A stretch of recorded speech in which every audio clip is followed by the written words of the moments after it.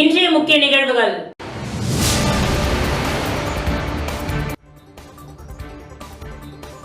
புதுவையை அடுத்த மொரட்டாண்டியில் 62 அடி உயரம் கொண்ட மகா பிரத்யங்கரா காளி கோவிலில் சுவாதி நட்சத்திரத்தை முன்னிட்டு லட்சுமி நரசிம்மருக்கு நடைபெறும் பூஜைகள் மிகவும் சிறப்பு வாய்ந்ததாகும். லட்சுமி நரசிம்மரின் வருடாந்திர நாளை முன்னிட்டு திரு பவித்ர உற்சவ நிகழ்வு நடைபெற்று வருகின்றது.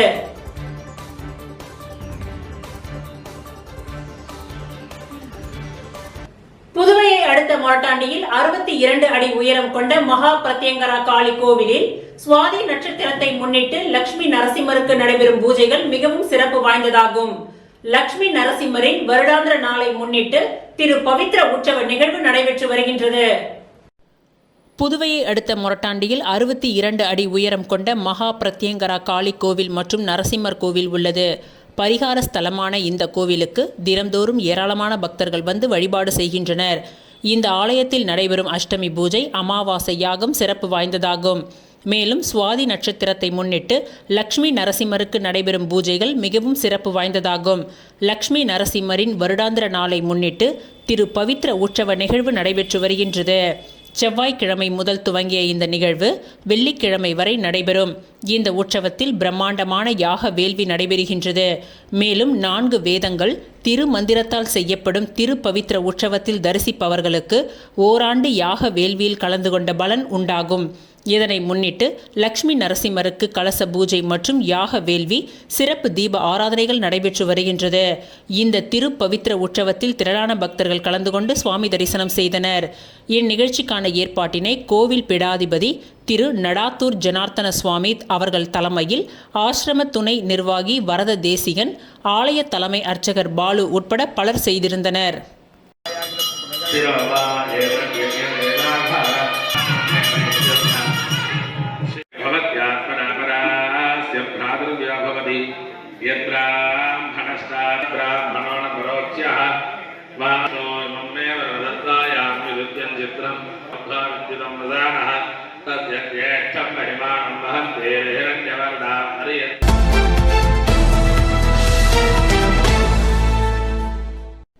கீழ்புத்துப்பட்டு சுவாமி விவேகானந்தர் ஊரக சமுதாய கல்லூரியில் அக்டோபர் மாதம் சைபர் கிரைம் விழிப்புணர்வு மாதமாக ஆண்ட்ராய்டு மொபைல் போன் மற்றும் சமூக வலைத்தளம் உட்பட பல்வேறு இணையதளங்களில் பாதுகாப்புடன் பயணிப்பது குறித்த சிறப்பு வகுப்பு ஸ்ரீ பார்த்தசாரதி ஆடிட்டோரியத்தில் நடைபெற்றது. புதுச்சேரி சைபர் கிரைம் பிரிவில் பணியாற்றும் காவல்துறை கான்ஸ்டபிள் கமலி மற்றும் ஜெயக்குமார் சுமார் 2 மணி நேரம் விழிப்புணர்வு வகுப்பை சிறப்பாக நடத்தினார்கள். புதுச்சேரி சைபர் கிரைம் பிரிவில் பணியாற்றும் கமலி ஆண்ட்ராய்டு மொபைல் போனில் விழிப்புணர்வுடன் பயன்படுத்துவது, சமூக வலைத்தளங்கள் அனைத்திலும் பாதுகாப்புடன் பயன்படுத்தும் விதம் குறித்து விரிவாக எடுத்துரைத்தார். தங்களது விபரத்தை அறிமுகம் இல்லாதவர்களிடம் தெரிவிப்பதால் ஏற்படும் ஆபத்துகளையும் தனது பணிகாலத்தில் நடந்த சம்பவங்களையும் எடுத்துரைத்தார். பெரும்பாலும் படித்து வேலையில்லாத இளைஞர் அதிக குற்ற செயலில் ஈடுபடுவதாக கூறினார். தங்களது புகைப்படத்தை சமூக வலைத்தளங்களில் பாதுகாப்பின்றி அப்லோடு செய்வதால் விளையும் ஆபத்துகளையும் எடுத்துரைத்தார். முகம் தெரியாத பழக்கமில்லாதவர்களிடம் இருந்து வரும் அழைப்பையும் கவனமில்லாமல் ஏற்கக்கூடாது என்று கூறினார். நாள் ஒன்றிற்கு குறைந்தபட்சம் 5 கம்ப்ளைண்ட்டுகள் வருவதாக அவர் கூறினார். உங்களுக்கும் ஆபத்து வரக்கூடாது, உங்களால் பிறருக்கும் ஆபத்து வரக்கூடாது என்று தெரிவித்த அவர் வாட்ஸ்அப்பில் 2-வே பாஸ்வேர்டு குறித்த விழிப்புணர்வு உட்பட பல பாதுகாப்பு வழிமுறைகளை மாணவர்களுக்கு கூறினார். ஆன்லைன் ஷாப்பிங் விவரம் முழுவதும் அறியாமல் செய்யக்கூடாது என்று கூறினார்.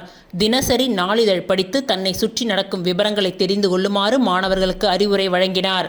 தொடர்ந்து வகுப்பு எடுத்த புதுச்சேரி சைபர் கிரைம் பிரிவின் கான்ஸ்டபிள் ஜெயக்குமார் ஒரு நாளுக்கு 20 கம்ப்ளைண்ட்டுகள் தற்பொழுது வருவதாகவும் இதில் 80% நபர்கள் படித்தவர்கள்தான் ஏமாறுவதாகவும் தெரிவித்தார். இன்வெஸ்ட்மெண்ட் மோசடி, ஷேர் மார்க்கெட் பெயரில் நடைபெறும் மோசடி, இன்ஸ்டன்ட் லோன் மோசடி, ஆன்லைன் வேலை வாய்ப்பு மோசடி குறித்து விரிவாக எடுத்துரைத்தார். மிரர் அப்ளிகேஷன் குறித்த தகவல்களையும் தெரிவித்தார். டிஜிட்டல் அரெஸ்ட் குறித்த விழிப்புணர்வை மாணவர்களுக்கு நன்கு எடுத்துரைத்தார். செகண்ட் ஹேண்ட் மொபைல் வாங்கும் பொழுது கைக்கொள்ள வேண்டிய விழிப்புணர்வுகளையும் கூறினார். முகநூல் hackers, AI fake video awareness, Google video awareness, dark web awareness போன்றவற்றுடன் தனது பணிகால அனுபவங்களையும் மாணவர்களுடன் பகிர்ந்து கொண்டார். தொடர்ந்து மாணவர்களின் சந்தேகங்கள் அனைத்திற்கும் பதிலளித்தார். கல்லூரி நிர்வாகம் ஏற்பாடு செய்திருந்த இந்த விழிப்புணர்வு வகுப்பில் சுமார் 2 மணி நேரம் 13க்கும் மேற்பட்ட தொழிற்கல்வி பயிலும் சுமார் 200 மாணவ மாணவிகள் மிகுந்த விழிப்புணர்வுடன் பங்கேற்றனர். முன்னதாக சிறப்பு வகுப்பு கல்லூரியில் கடவுள் வாழ்த்துடன் துவங்கியது. சிறப்பு வகுப்பில் கல்லூரியின் இயக்குனர், முதல்வர், மேலாளர் மற்றும் ஆசிரியர்கள் கலந்து கொண்டு சிறப்பித்தனர். நிகழ்ச்சியின் நிறைவில் கல்லூரியின் இயக்குனர் சிறப்பு வகுப்பை நடத்திய புதுச்சேரி சைபர் கிரைம் காவல்துறையினருக்கு நினைவு பரிசு வழங்கி கௌரவித்தனர்.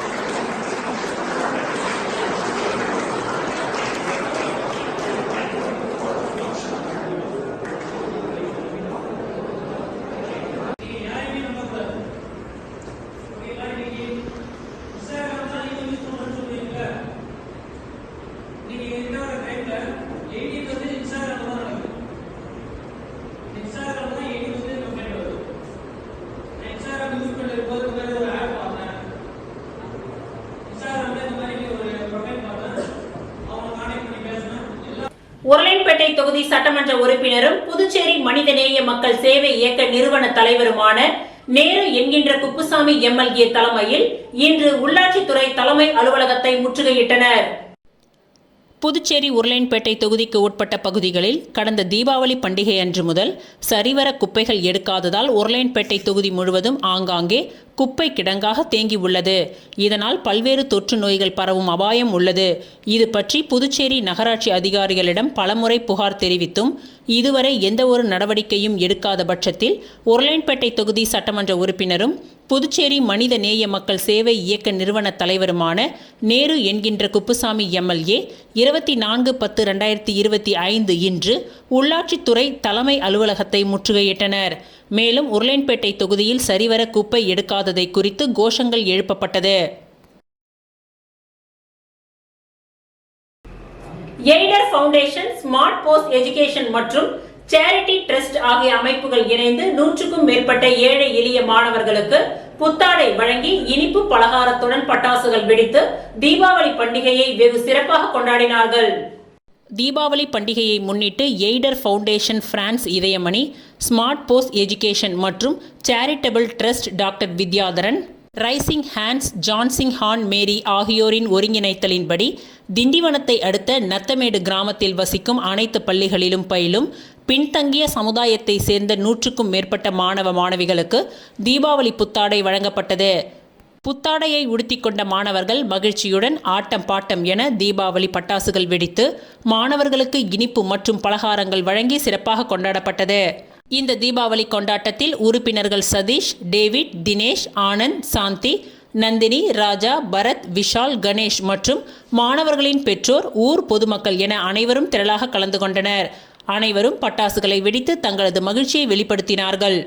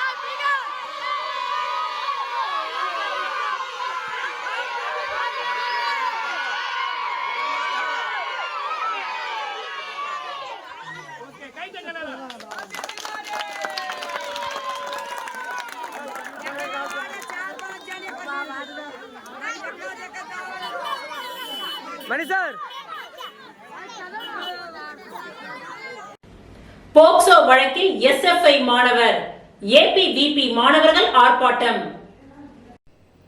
புதுவை பல்கலைக்கழகம் சமுதாய கல்லூரியில் ஜேர்னலிசம் துறையில் முனைவர் பட்டம் பயிலும் எஸ்எஃப்ஐ சார்ந்த சாரங்கி மீது போக்சோ வழக்கு கேரளா மாநிலம் கண்ணூரில் பதியப்பட்டுள்ளது.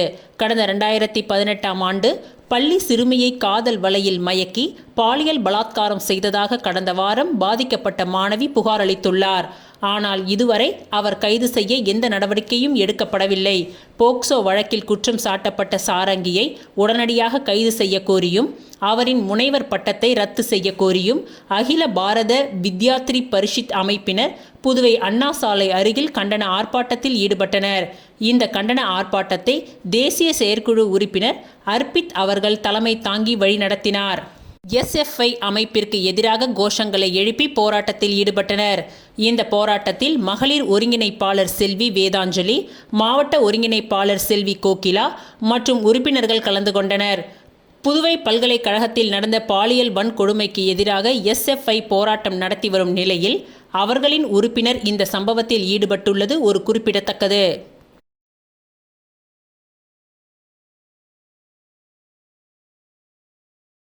காவல் நிலைய வாயிலின் முன்பு வைத்து ரவுடியை சரமாரியாக வெட்டிவிட்டு தப்பிச் சென்ற மர்ம கும்பல். லாஸ்பேட்டை பகுதியை சேர்ந்தவர் ரவுடி ஜாக்பால். இவரின் அடிதடி கொலை முயற்சி வழக்கு நிலுவையில் உள்ளது. இன்று மாலை வள்ளலார் அரசு பெண்கள் மேல்நிலைப் பள்ளி எதிரே உள்ள சமுதாய நலக்கூடத்தில் ஜாக்பால் நண்பரின் மகன் பிறந்த நாளை ஒட்டி பேனர் வைக்கும் பணியிலும் மற்றும் பிறந்தநாள் விழாவில் கலந்து கொண்டுள்ளார். அங்கு மறைந்திருந்த கும்பல் அவரை துரத்தி சென்று லாஸ்பேட்டை புறநகர் காவல் நிலைய வாயிலின் முன்பு வைத்து சரமாரியாக வெட்டியுள்ளது. இதில் இரத்த வெள்ளத்தில் சரிந்த அவரை அங்கு பணியில் இருந்த காவல் அதிகாரிகள் மீட்டு அரசு பொது மருத்துவமனைக்கு அனுப்பி வைத்தனர். திருமண மண்டபம் மற்றும் காவல் நிலைய வாயிலின் முன்பு வைத்து அச்சமின்றி ரவுடியை வெட்டிவிட்டு தப்பி சென்றனர் மர்ம கும்பல். காவல் நிலைய வாயிலின் முன்பே நடந்த இந்த சம்பவம் பெரும் பரபரப்பையும் அதிர்ச்சியையும் ஏற்படுத்தியுள்ளது.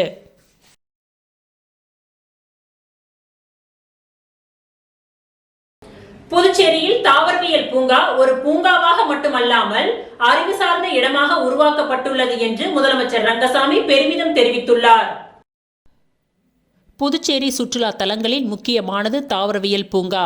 22 ஏக்கர் பரப்பில் 3500 மரங்களுடன் உள்ள தாவரவியல் பூங்காவை ஸ்மார்ட் சிட்டி திட்டத்தின் கீழ் 10 கோடி ரூபாய் செலவில் புனரமைக்கப்பட்டுள்ளது. அதன்படி நுழைவு வாயில், டிக்கெட் கவுண்டர்கள், கழிப்பறைகள், நடைபாதை, ஆம்பி தியேட்டர், செல்ஃபி பாயிண்ட், வரைபடத்துடன் பலகைகள், புதிய சிறுவர் ரயில், பேட்டரி கார், பாரம்பரிய பொருட்கள் அடங்கிய குடில்கள், நீர்வீழ்ச்சி போன்றவைகள் அமைக்கப்பட்டுள்ளது. சிறப்புமிக்க தாவரவியல் பூங்காவை பொதுமக்களுக்கு அர்ப்பணிக்கும் நிகழ்வு இன்று நடைபெற்றது. இவ்விழாவில் கலந்து கொண்ட முதலமைச்சர் ரங்கசாமி தாவரவியல் பூங்காவை திறந்து வைத்து பொதுமக்களின் பயன்பாட்டிற்காக அர்ப்பணித்தார். இவ்விழாவில் சபாநாயகர் செல்வம், வேளாண் துறை அமைச்சர் தேனி ஜெயக்குமார், தொகுதியின் சட்டமன்ற உறுப்பினர் அனிபால் கென்னடி ஆகியோர் பங்கேற்றனர். பின்னர் விழாவில் சொகுசு மின்சார காரில் பயணம் செய்த முதலமைச்சர் ரங்கசாமி தாவரவியல் பூங்காவை முழுவதுமாக சுற்றி பார்த்து அதனுடைய அழகை ரசித்தார்.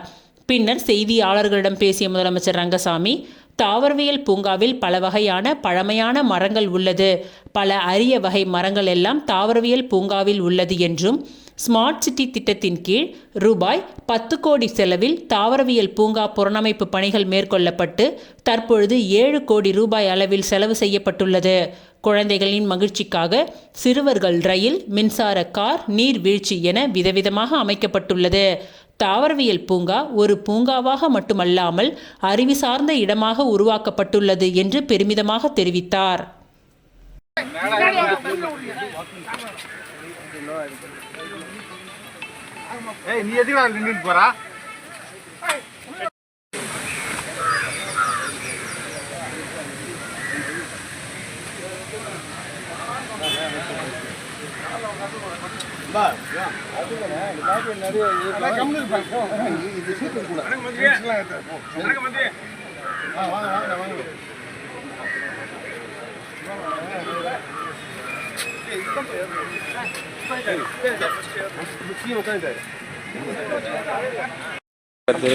கணேசா,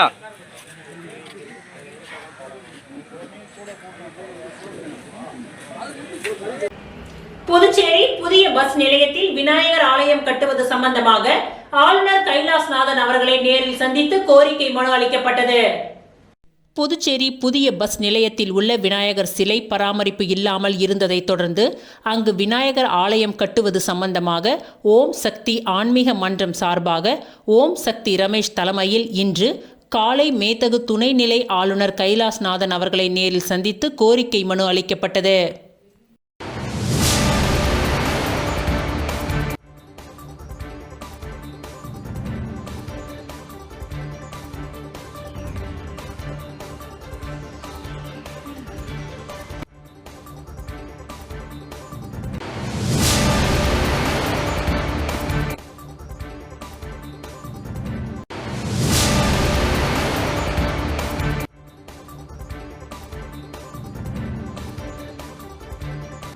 அரியாங்குப்பம் கொம்யூன் நிர்வாகத்தை கண்டித்து திமுக கண்டன ஆர்ப்பாட்டம். எதிர்க்கட்சி தலைவர் ரா. சிவா கண்டன உரையாற்றினார். அரியாங்குப்பம் தொகுதியில் அடிப்படை வசதிகள் செய்து தராத புதுச்சேரி அரசையும் கொம்யூன் பஞ்சாயத்து நிர்வாகத்தையும் கண்டித்து அரியாங்குப்பம் தொகுதி திமுக சார்பில் நடைபெற்ற கண்டன ஆர்ப்பாட்டத்தில் எதிர்க்கட்சி தலைவர் ரா. சிவா கலந்து கொண்டு கண்டன உரையாற்றினார். அரியாங்குப்பம் தொகுதிக்கு உட்பட்ட காக்காயந்தோப்பு, பவானி நகர், சுப்புலட்சுமி நகர், சுனாமி குடியிருப்பு ஆகிய பகுதிகளில் கழிவுநீர் வாய்க்கால் கட்டப்படாமல் கழிவுநீர் உள்ளதால் சாலையில் கழிவுநீர் தேங்கி சுகாதார சீர்கேடு ஏற்பட்டுள்ளது. 2008ஆம் ஆண்டு ஒப்படைக்கப்பட்ட சுனாமி குடியிருப்பில் போதிய அடிப்படை வசதிகள் செய்து தரப்படாதது, அரியாங்குப்பம் மேற்கு பகுதியில் உள்ள ஸ்வர்ணா நகர், சௌபாக்கியா கார்டன் பகுதிகளில் சாலை அமைக்க பூமி பூஜை போட்டு 2 ஆண்டுகள் ஆகியும் சாலை வசதி ஏற்படுத்தாமல் இருப்பது, வீராம்பட்டினம் சந்திப்பில் இருந்து சின்ன வீராம்பட்டினம் செல்லும் சாலையில் 1 கிலோமீட்டர் தூரம் போட வேண்டிய பக்க வாய்க்கால் முழுமை பெறாமல் இருப்பது உள்ளிட்ட பணிகளை செய்து கொடுக்காமல் அலட்சிய போக்குடன் செயல்படும் புதுச்சேரி அரசை கண்டித்தும், மலை போல் குவிந்துள்ள குப்பைகளை அகற்ற போதிய நடவடிக்கை எடுக்காமலும், பொதுமக்களை அச்சுறுத்தும் தெரு நாய்கள் மற்றும் சாலையில் சுற்றி திரியும் ஆடு மாடுகளை கட்டுப்படுத்த தவறிய கொம்யூன் பஞ்சாயத்து நிர்வாகத்தை கண்டித்தும் அரியாங்குப்பம் தொகுதி திமுக சார்பில் கண்டன ஆர்ப்பாட்டம் இன்று காலை நடைபெற்றது. அரியாங்குப்பம் பிரம்மன் சிலை அருகில் நடைபெற்ற இந்த கண்டன ஆர்ப்பாட்டத்திற்கு திமுக பொதுக்குழு உறுப்பினர் சக்திவேல் தலைமை வகித்தார். தொகுதி செயலாளர் சீதாராமன் முன்னிலை வகித்தார். இதில் திமுக மாநில அமைப்பாளரும் சட்டமன்ற எதிர்க்கட்சி தலைவருமான ரா. சிவா அவர்கள் கலந்து கொண்டு கண்டன உரையாற்றினார். இந்த ஆர்ப்பாட்டத்தில் அரியாங்குப்பம் தொகுதியின் அடிப்படை வசதிகள் செய்து தராத புதுச்சேரி அரசையும் கொம்யூன் பஞ்சாயத்து நிர்வாகத்தையும் கண்டித்து கோஷங்கள் எழுப்பப்பட்டது. இதில் திமுக பொதுக்குழு உறுப்பினர் வேலன், கோபாலகிருஷ்ணன், சுற்றுச்சூழல் அணி தலைவர் பன்னீர்செல்வம், மீனவர் அணி தலைவர் ரமேஷ், மாநில பிரதிநிதி தினகர ராசு, இலக்கிய அணி துணை அமைப்பாளர் கலிவரதன், ஜபருல்லா, சிறுபான்மை அணி லியாகத் அலி, தகவல் தொழில்நுட்ப அணி பாலபாரதி, தொகுதி நிர்வாகிகள் பெருமாள், ஜீவானந்தம், ராஜேந்திரன், இளைஞர் அணி ரமணா, மணிபாரதி, லோகநாதன், ராஜேந்திரன், அஜி பாஷா, மாணவர் அணி வினோத், ரமேஷ், சேட்டு மற்றும் பொதுமக்கள் பலர் பங்கேற்றனர்.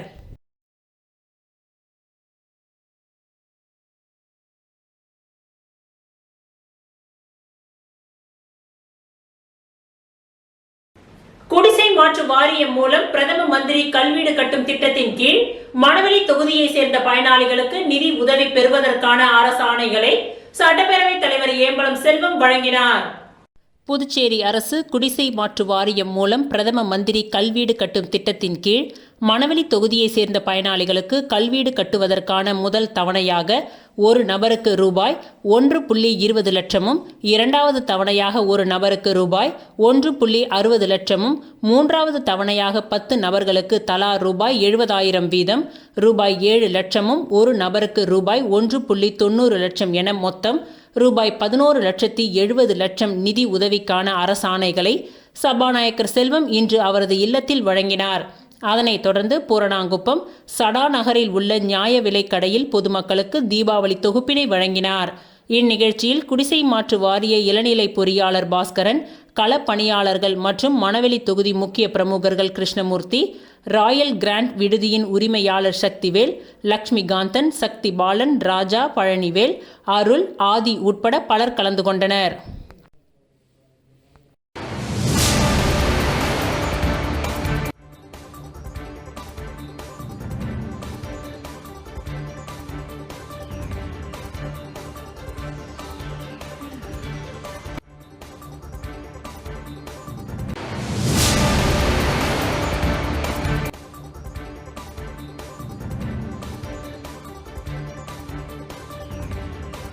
இத்துடன் இன்றைய நிகழ்வுகள் நிறைவடைந்தன. நன்றி, வணக்கம்.